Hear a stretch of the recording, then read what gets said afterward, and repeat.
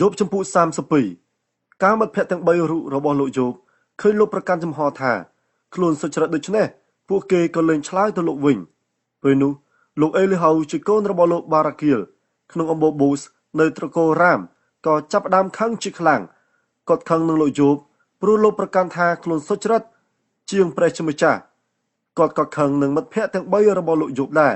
ព្រោះលោកទាំង3ពុំអាចរកពាក្យឆ្លើយទៅលោកវិញបានធ្វើហាក់ដូចជាព្រះជាម្ចាស់មានកំហុសមែនដោយលោកអេលីហៅក្មេងជាងគេគាត់រងចាំនិយាយជាមួយលោកយោបក្រោយគេប៉ុន្តែពេលគាត់ឃើញលោកទាំង3គ្មានពាក្យអ្វីឆ្លើយទៅលោកយោបទៀតនោះគាត់ក៏ខឹងជាខ្លាំងលោកអេលីហៅជាកូនរបស់លោកបារ៉ាគៀលក្នុងអំបូងប៊ូសពោលឡើងថាខ្ញុំនៅក្មេងហើយឲ្យលោកសុទ្ធតែជាចាស់ទុំហេតុនេះហើយបានជាខ្ញុំភ័យញាប់ញ័រមិនហ៊ានជម្រាបឲ្យលោកពីចំណេះរបស់ខ្ញុំតែងគិតថាមនុស្សមានអាយុវែងរមែងប្រសពនិយាយអ្នករស់បានច្រើនឆ្នាំប្រសពផ្ដល់យោបល់ក៏ប៉ុន្តែតាមពិតមានតែវិញ្ញាណនៅក្នុងមនុស្សគឺខ្យល់ដង្ហើមមកពីព្រះដ៏មានឫទ្ធានុភាពខ្ពង់ខ្ពស់បំផុតប៉ុណ្ណោះទើបផ្ដល់ឲ្យគេយល់ដឹងបានរស់បានច្រើនឆ្នាំមិនផ្ដល់ឲ្យមនុស្សមានប្រាជ្ញាឡើយហើយមនុស្សចាស់ជរាក៏មិនស្គាល់ការវិនិច្ឆ័យដែរហេតុនេះសូមឲ្យលោកស្ដាប់ខ្ញុំម្ដងខ្ញុំសូមបង្ហាញចំណេះដឹងរបស់ខ្ញុំបានរងចាំអស់លោកមានប្រសាសន៍រហូតដល់ចប់ខ្ញុំបានផ្ទៀងត្រចៀកស្ដាប់ពាក្យដែលអស់លោកថ្លែងរហូតដល់អស់លោកវិញ្ញាណអស់សេចក្តីខ្ញុំបានផ្ចង់ចិត្តស្ដាប់អស់លោកក៏ប៉ុន្តែគ្មាននរណាម្នាក់ក្នុងចំណោមអស់លោកជជែកឈ្នះលោកយោបឬអាចឆ្លើយតបនឹងពាក្យរបស់គាត់វិញសោះហេតុនេះសូមគុំអះអាងថាអស់លោករកបានប្រាជ្ញានៅឡើយមានតែព្រះជាម្ចាស់ប៉ុណ្ណោះដែលអាចនឹងតទល់នឹងគាត់បានគឺមិនមែនមនុស្សទេលោកយោបពុំមានប្រសាសន៍មកកាន់ខ្ញុំផ្ទាល់ទេដូច្នេះខ្ញុំនឹងមិនឆ្លើយទៅគាត់វិញតាមរបៀបដែលអស់លោកឆ្លើយនោះឡើយលោកយោបអើយលោកទាំង3នេះមិនហ៊ានឆ្លើយទៀតទេត្បិតពួកគាត់រកពាក្យនិយាយពុំបានខ្ញុំរងចាំដែរតែមិនឃើញពួកគាត់និយាយទេដោយពួកគាត់នៅស្ងៀមលែងឆ្លើយដូច្នេះខ្ញុំសូមឆ្លើយតបទៅលោកវិញម្ដងខ្ញុំក៏ចង់បង្ហាញចំណេះដឹងរបស់ខ្ញុំដែរខ្ញុំមានសេចក្តីជាច្រើនដែលចង់និយាយគឺខ្ញុំមិនអាចទប់ចិត្តឲ្យនៅស្ងៀមបានទៀតឡើយប្រសិនបើខ្ញុំមិននិយាយទេចិត្តរបស់ខ្ញុំមុខតែធ្លុះធ្លាយដោយថង់ស្បែកដែលដាក់ស្រាទំពាំងបាយជូរថ្មីខ្ញុំសូមនិយាយដើម្បីឲ្យបានធូរទ្រង់ខ្ញុំត្រូវតែបើកមាត់ឆ្លើយទៅលោកអស់លោកវិញខ្ញុំមិនរើសមុខនរណាឡើយហើយខ្ញុំក៏មិនបញ្ចាចបញ្ចោនរណាម្នាក់ដែរខ្ញុំមិនចេះបញ្ចាចបញ្ចាទេបើខ្ញុំធ្វើដូច្នេះព្រះដែលបង្កើតខ្ញុំមុខជាដកជីវិតខ្ញុំយ៉ាងឆាប់មិនខានយោបជំពូក33លោកយោបអើយសូមស្ដាប់សេចក្តីដែលខ្ញុំថ្លែងនៅពេលនេះចុះសូមត្រង់ត្រាប់ស្ដាប់ពាក្យទាំងប៉ុន្មានរបស់ខ្ញុំរៀបចំពាក្យសម្ដីហើយត្រៀមខ្លួនជាស្រេចប្រុងនឹងនិយាយខ្ញុំនឹងថ្លែងដោយស្មោះអស់ពីចិត្តខ្ញុំនឹងនិយាយដោយសេចក្តីពិតទាំងស្រុងព្រះវិញ្ញាណរបស់ព្រះជាម្ចាស់បានសូនខ្ញុំឡើងខ្យល់ដង្ហើមរបស់ព្រះដ៏មានឫទ្ធានុភាពខ្ពង់ខ្ពស់បំផុតធ្វើឲ្យខ្ញុំរស់រានមានជីវិតសូមឆ្លើយមកខ្ញុំចុះបើលោកអាចឆ្លើយបានសូមរកហេតុផលតទល់នឹងខ្ញុំចុះនៅចំពោះព្រះភ័ក្ត្រព្រះជាម្ចាស់ខ្ញុំមិនខុសពីលោកទេព្រះអង្គបានសូនខ្ញុំពីដីឥដ្ឋដោយលោកដែរដូច្នេះសូមគុំញាប់ញ័រនៅចំពោះមុខខ្ញុំឡើយហើយក៏គុំនឹកស្មានថាខ្ញុំចង់យកអំណាចមកគៀបសង្កត់លោកឲ្យសោះខ្ញុំបានលើពាក្យដែលលោកថ្លែងប្រាប់ហើយខ្ញុំចងចាំឥតភ្លេចឡើយគឺលោកពោលថាខ្ញុំជាមនុស្សគ្មានទោសគ្មានបាបខ្ញុំជាមនុស្សស្អាតស្អំឥតមានកំហុសអ្វីទេតែព្រះជាម្ចាស់រករឿងទោសនឹងខ្ញុំព្រះអង្គចាត់ទុកខ្ញុំជាខ្មាំងសត្រូវព្រះអង្គដាក់ខ្នោះជើងខ្ញុំព្រះអង្គខ្លំមើលគ្រប់សកម្មភាពរបស់ខ្ញុំលោកមានប្រសាសន៍ដូច្នេះមិនត្រូវទេចាំខ្ញុំពន្យល់លោកដុតព្រះជាម្ចាស់ធំជាមនុស្សលោកហើយអ្វីបានជាលោកចាត់ប្រកាន់ព្រះអង្គថាព្រះអង្គមិនឆ្លើយតបនឹងពាក្យរបស់លោកដូច្នេះព្រះជាម្ចាស់មានព្រះបន្ទូលតាមរបៀបផ្សេងតែគ្មាននរណាអាចចាប់អារម្មណ៍ទេព្រះអង្គមានព្រះបន្ទូលតាមរយៈការយល់សប្តិតាមរយៈសុបិននិមិត្តនារាត្រីកាលក្នុងពេលដែលមនុស្សកំពុងតែដេកលងលក់មិនដឹងខ្លួនព្រះអង្គក៏សម្ដែងឲ្យគេស្គាល់ព្រះハរតីរបស់ព្រះអង្គព្រមទាំងបញ្ជាក់ព្រះបន្ទូលរបស់ព្រះអង្គឲ្យគេយល់យ៉ាងច្បាស់ផងធ្វើដូច្នេះព្រះអង្គនាំមនុស្សឲ្យងាកចេញពីអំពើអាក្រក់ហើយការពារមនុស្សកុំឲ្យមានអំនួតដើម្បីកុំឲ្យគេធ្លាក់ទៅក្នុងរណ្ដៅនិងការពារជីវិតគេឲ្យរួចពីមុខលំពែងព្រះជាម្ចាស់ក៏វាប្រដៅមនុស្សតាមរយៈការឈឺចាប់ដែរ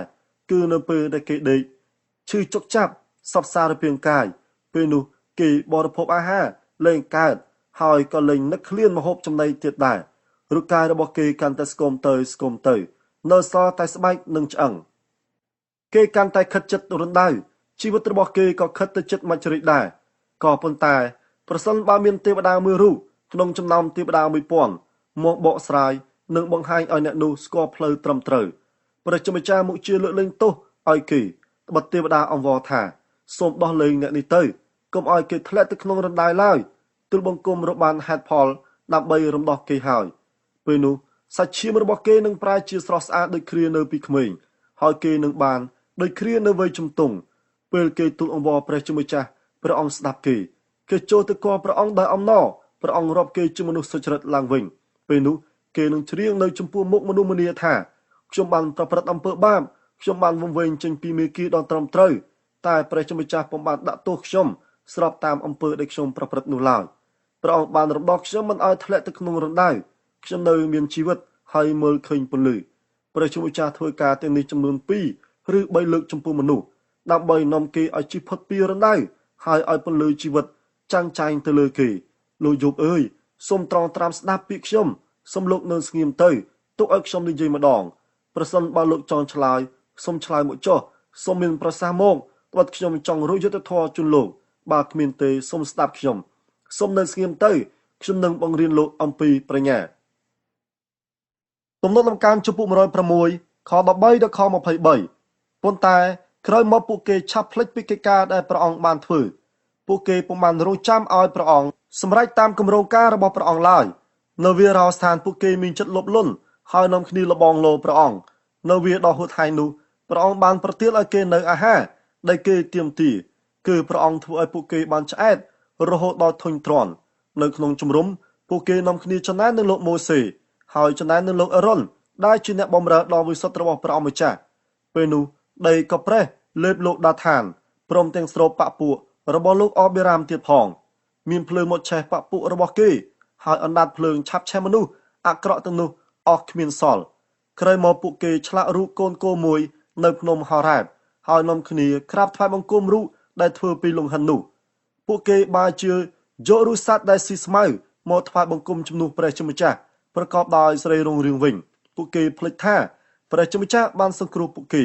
ដោយស្នាប្រោះដ៏ឧត្តមឧត្តមនៅស្រុកអេស៊ីបគឺការអស្ចារ្យផ្សេងៗនៅស្រុករបស់កូនចៅលោកហាំនិងដោយស្នាប្រោះដ៏គួរឲ្យឆែងខ្លាចនៅសមុទ្រកកព្រះអង្គមានព្រះបន្ទូលថានឹងកំទេចប្រជារាស្ត្រនេះប៉ុន្តែលោកម៉ូសេដែលព្រះអង្គជ្រើសរើសបានខត់ព្រះអង្គមិនឲ្យលុបបំបាត់ពួកគេតាមព្រះពិរុទ្ធរបស់ព្រះអង្គឡើយសុភាសិតចំពោះ22ខ3និងខ4ការមនុស្សឆ្លាតឃើញគ្រោះកាចមកដល់គេលាក់ខ្លួនរីឯមនុស្សឥតគំនិតអោនក្បាលដើរទៅមុខហើយត្រូវបងខាតធ្ងន់មនុស្សរៀបសារតែងតែគោរពកោតខ្លាចព្រះអង្គម្ចាស់គេនឹងទទួលទ្រព្យសម្បត្តិកិត្តិយសនិងមានអាយុវែងកូរិនថូសខ្សែទី1ចំពោះ12ខ1ដល់ខ20បងប្អូនអើយខ្ញុំចង់ឲ្យបងប្អូនជ្រាបយ៉ាងច្បាស់អំពីព្រះអំណាចទានរបស់ព្រះវិញ្ញាណបងប្អូនជ្រាបស្រាប់ហើយថាកាលបងប្អូនមិនទាន់ស្គាល់ព្រះអង្គនៅឡើយបងប្អូនបានបណ្ដោយខ្លួនទៅគោរពព្រះខ្លាំងខ្លាយដែលមិនចេះនិយាយហេតុនេះខ្ញុំសូមជម្រាបបងប្អូនឲ្យដឹងថាប្រសិនបើនរណាម្នាក់មានព្រះវិញ្ញាណរបស់ព្រះជាម្ចាស់ណែនាំ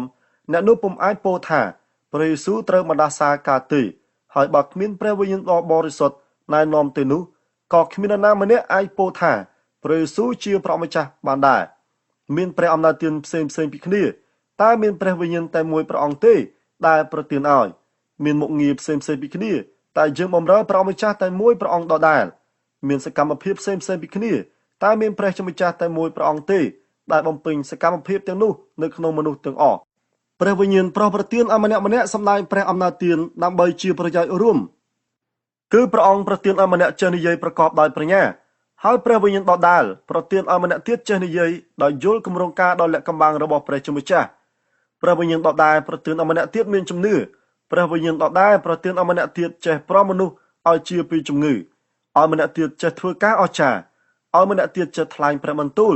ឲ្យម្នាក់ទៀតចេះស្ទង់មើលវិញ្ញាណល្អឬអាក្រក់ឲ្យម្នាក់ទៀតចេះនិយាយភាសាចម្លែកអស្ចារ្យឲ្យម្នាក់ទៀតចេះបកប្រែនៃភាសាទាំងនោះប៉ុន្តែមានព្រះវិញ្ញាណតែមួយដដែលដែលបំពេញសកម្មភាពទាំងអស់ហើយប្រទានឲ្យម្នាក់មានព្រះអំណាចទានផ្សេងពីគ្នាតាមព្រះハរតីរបស់ព្រះអង្គព្រះគ្រីស្ទប្រៀបបានទៅនឹងរូបកាយតែមួយដែលចែកចេញជាច្រើនផ្នែកទោះបីមានសរីរាង្គច្រើនយ៉ាងណាក៏ដោយក៏សរីរាង្គទាំងអស់ផ្សំគ្នាជារូបកាយតែមួយដែរ យើងទាំងអស់គ្នាទោះបីជាសាសយូដាក្តីសាសក្រិចក្តី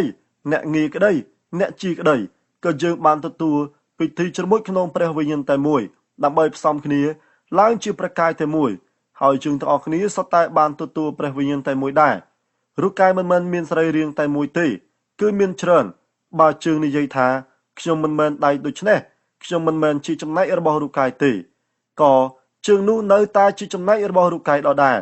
បើត្រចៀកនិយាយថាខ្ញុំមិនមែនភ្នែកដូច្នេះខ្ញុំមិនមែនជាចំណែករបស់រូបកាយទេក៏ត្រចៀកនោះនៅតែជាចំណែករបស់រូបកាយដដែលប្រសិនបើរូបកាយតែមួយសុទ្ធតែជាភ្នែកធ្វើម្ដេចនឹងស្ដាប់ឮបានហើយបើរូបកាយតែមួយសុទ្ធតែជាត្រចៀកធ្វើម្ដេចនឹងដឹងក្លិនបានតាមពិតព្រះជាម្ចាស់ប្រទានឲ្យសរីរាង្គនីមួយៗមានមុខងារស្របតាមព្រះハរតីរបស់ព្រះអង្គប្រសិនបើទាំងអស់គ្នាជាសរីរាង្គតែមួយតើរូបកាយនៅឯណាតាមពិតសរីរាង្គមានច្រើនតែរូបកាយមានតែមួយប៉ុណ្ណោះ